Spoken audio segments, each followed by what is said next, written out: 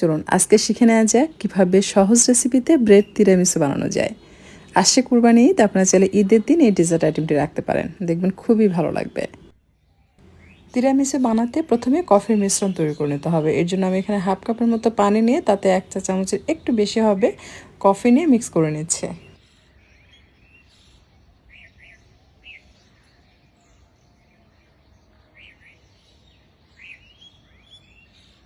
ব্রেডের চারপাশে যে ব্রাউন অংশ আছে সেটা কেটে বাদ দিতে হবে। এরপর কফির মিশ্রণ দিয়ে রুটিটাকে ভিজিয়ে নিতে হবে।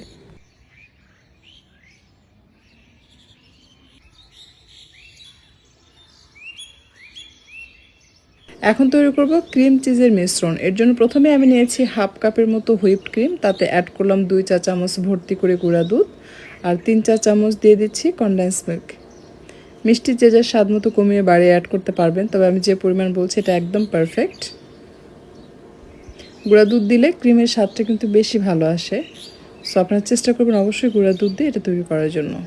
কনডেন্স মিল্কের পরিবর্তে চিনি দিয়েও আপনি বানিয়ে নিতে পারবেন, তবে কনডেন্স মিল্ক দিয়ে ক্রিম তৈরি করলে কিন্তু ক্রিমটা বেশি মজা লাগে খেতে।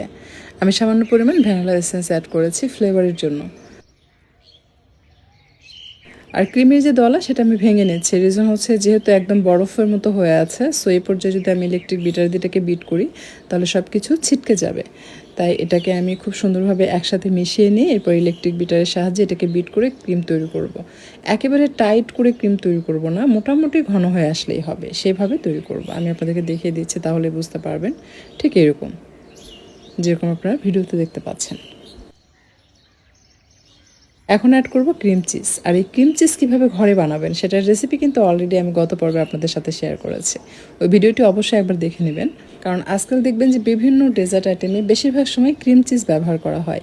সো আপনি যদি বাসায় খুব সহজে এটা তৈরি করে নিতে পারেন তাহলে প্রতিটা আইটেম আপনি খুব সহজেই ঘরে অল্প খরচে বানিয়ে নিতে পারবেন।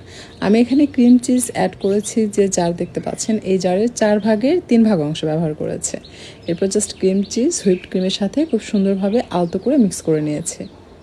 একদমই কিন্তু সহজ বানানো, আপনারা নিশ্চয় দেখেই বুঝতে পারছেন, আর খেতেও কিন্তু বেশ মজার। সো আপনারা চাইলে এভাবে যে কেউ ঘরে খুব সহজেই কিন্তু তিরামিসু বানাতে পারবেন পাউরুটি দিয়ে।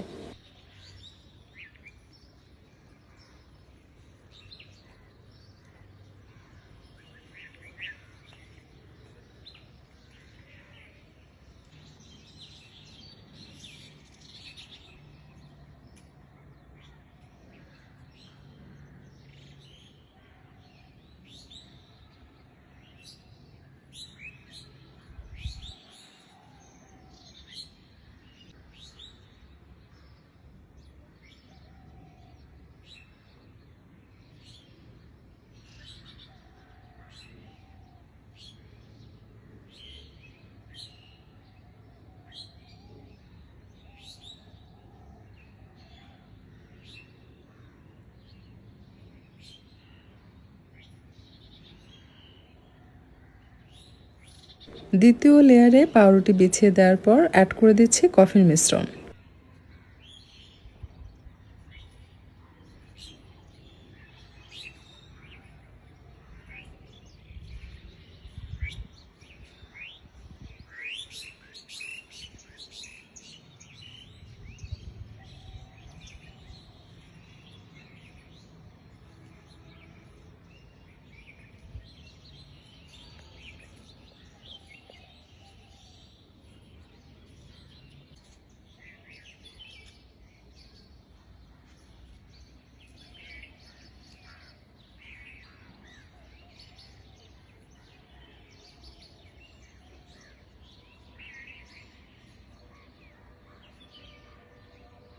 আমাদের তিরামিসু কিন্তু প্রায় রেডি।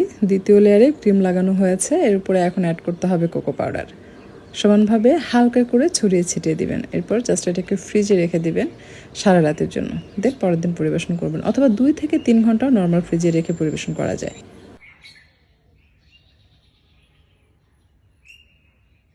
আমি এটাকে ঘন্টা 2-এর জন্য নর্মাল ফ্রিজে রেখে দিচ্ছি। এরপর 2 ঘন্টা পর আমি ফ্রিজ থেকে বের করে আপনাদেরকে কেটে দেখাচ্ছি। আপনি 12 ঘন্টা কীভাবে ফ্রিজে রাখবেন? ফ্রিজে রাখার পরই তো বাচ্চারা অস্থির হয়ে যায় খাওয়ার জন্য। 2 ঘন্টা পর যখন আমি বের করেছি এটা তখনই শেষ। সো আপনারা চাইলে যে কোনো অকেশনে বা বার্থডে পার্টিতে, এমনকি ঈদেও আপনারা কিন্তু এটা চাইলে খুব সহজেই তৈরি করে সার্ভ করতে পারবেন। দেখবেন সবার খুবই পছন্দ করবে। সো আপনারা চাইলে খুব সহজে এটা ঘরে বানিয়ে নিতে পারবেন যে কোনো অকেশনে অথবা বার্থডে পার্টিতে, বা আসছে কুরবানি ঈদ বা রমজান ঈদে যখন মন চায় আপনি বানিয়ে খাওয়াতে পারেন। আর কথা বাড়াচ্ছি না, আজকের মতো বিদায় নিচ্ছি। আর আপনাদের সকলের সুস্বাস্থ্য কামনা করছে। আল্লাহ হাফিজ।